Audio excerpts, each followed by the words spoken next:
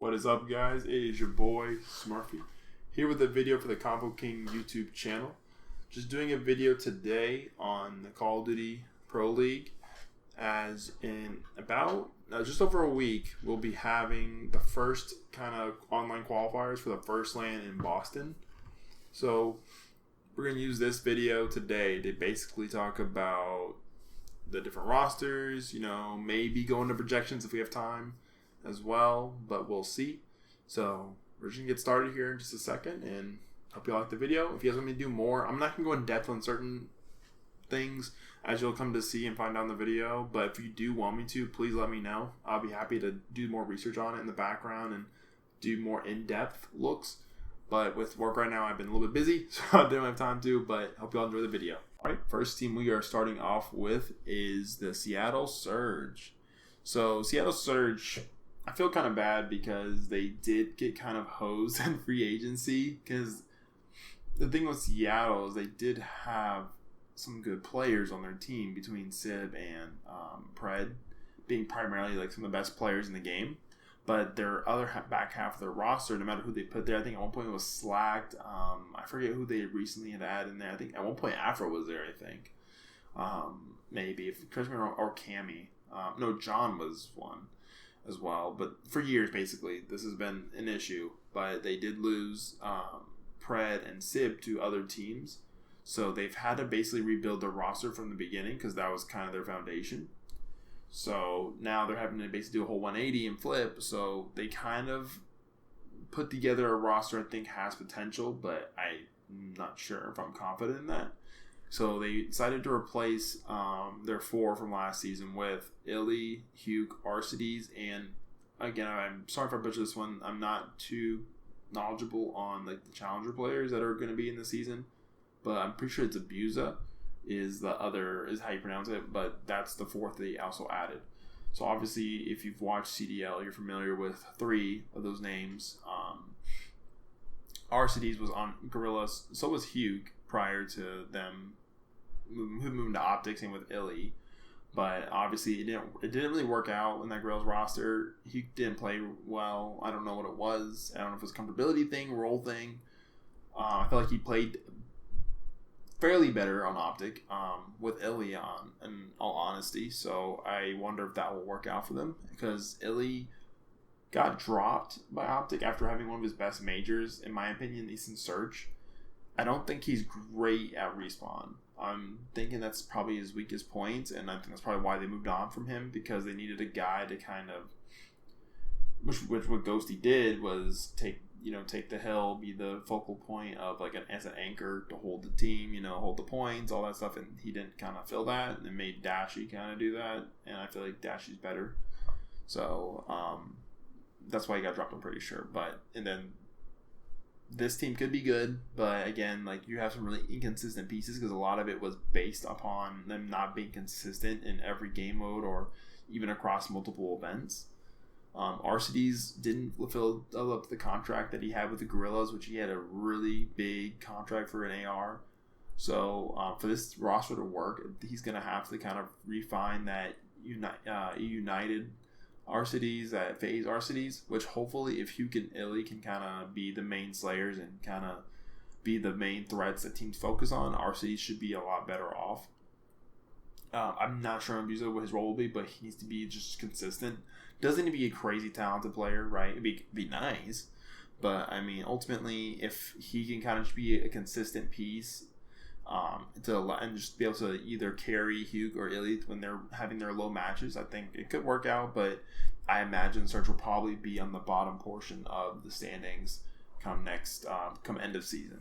But we'll see. Well, especially after the first weekend, we'll get an idea. But moving on, we'll then cover Ultra. All right, so now going into the Toronto Ultra.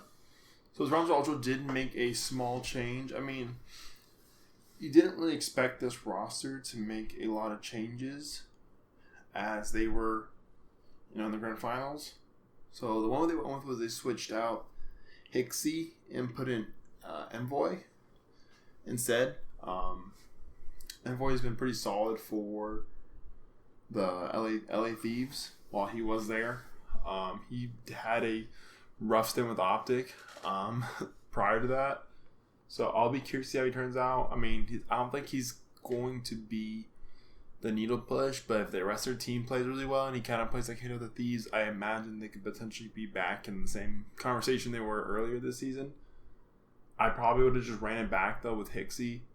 Because, I mean, there's times where I will say I do agree he was one of the... Him and Kleenex were the ones that struggled. Maybe it was... Maybe not Kleenex. But Hicksy was one of them, and maybe Insight struggled at times, especially in the... well, the whole team struggled in the finals, but... You know, I feel like they struggled the most there. But if Scrappy can play like he did last year, you know, back to trash talk, I imagine he's going to be back potentially in the finals here. I think they'll be a good roster. Will they be the best? I don't know. It's kind of hard to say. We'll have to see. But I think this roster has some good pieces. They were all really good last year. And mainly they were consistent. That's like the key. So if they can keep the same level of consistency, especially with the meta changes in the new game, I think they'll be a solid roster to look at moving forward, especially after the first weekend. I'm making these a little bit quicker because they're running a little bit long. So sorry if it's a little short, but I can go in depth later. But yeah, I guess next we'll be going over.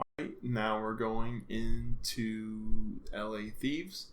So the LA Thieves had a similar, well, not really similar situation. They kind of lost at Andrada. They went to a different team, which we'll cover at a later segment, maybe different video. This is getting kind of long. So basically, they decided to go a different route here. I honestly, for the most part, liked the route that they went with. They went young, but kind of unproven / proven, right? You know what they are, but not fully yet what they can be. And then you brought in two consistent kind of pieces to kind of like stable the inconsistencies, right? So for example, Joe Deceives was on LA Gorillas. Ghosty was on Optic, and I think at one point it was a different team. I think it was Breach or something. After, oh no, he kind of ran after that season. Never mind. Cammy was on. I'm sorry, I'm blanking. Ultra at one point, and I think he was on the Rocker. After that, obviously he's actually wearing the jersey. I don't know why it took me a while to even just compute that. And Afro was on Rocker. So you're pairing two former teammates up. I like that. Rocker were a consistent team last year. Now, they weren't like really high and good. They had like the first month the game came out, they were really strong. But they kind of fell off. Very surprisingly, honestly.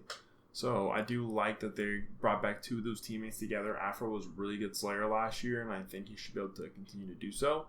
Cammy was just kind of like that solid piece, could do a little bit of slaying, but was more so there for like objective, anchoring certain points down. And same with Ghosty. So Ghosty was I wasn't a fan of the pick at first for Optic pickup.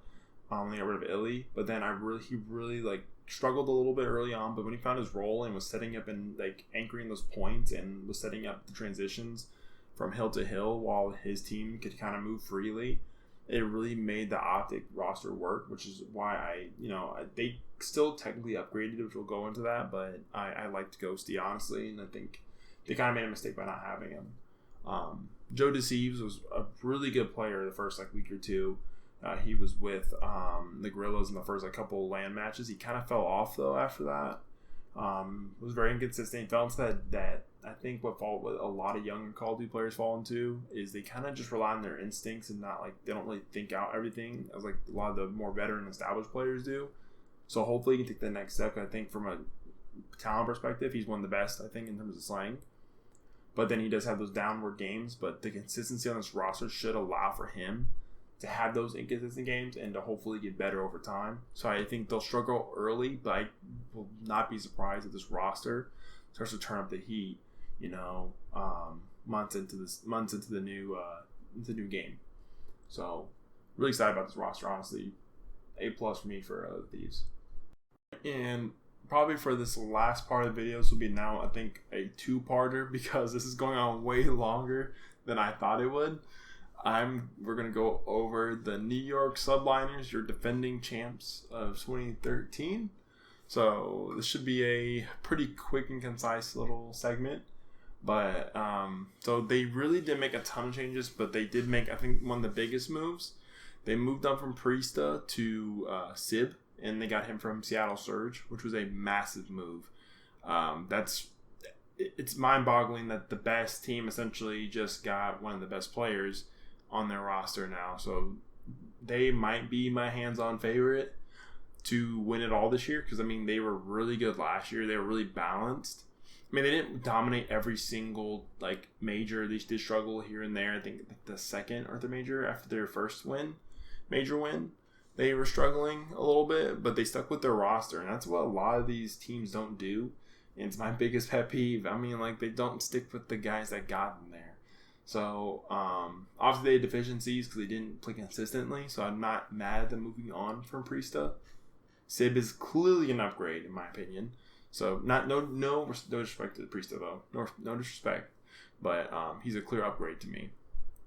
So, if Hydra and Sib can play the levels that they were playing last year, that rough vocal there, if Kismet and Skies can contribute just even half of what like they were doing last year, they'll be in the conversation, hands down. Skies is nasty, Sib is nasty, Hydra is disgusting, and Kismet is just really solid. This guy is consistent. He's never like really bad. He's never bad at all. He's always really solid or good. So he's just the epitome of consistency. Now, I guess they have also subs on here too. Wardy's their sub. I haven't seen him play. He doesn't need to play with his roster. I do like the idea, though, of having subs. I like that concept that Breach utilizes subliners and some other teams use, having that 5th or 6th player in case you need to make switches if it's not working chemistry-wise, because you can just interchange them. It has like that kind of minor league baseball feel. You know, you pull somebody up from like the challengers up. I wish more teams would adopt that. I think it's healthy for the sport of Call of Duty, but I can see the funding portion of it would be an issue. That could be a whole nother video. But so they have Wardy as a backup. I mean, I have no opinion of him. Not saying he's bad or good. Again, I don't watch all the challenger stuff, so should be a solid ad though. So that's kind of it for this video. I will be doing part 2 here soon with the remaining teams. If not, it might be a 3-parter, depending on how long they go. But if you guys are rocking the series, leave a like, comment. Appreciate y'all. See you.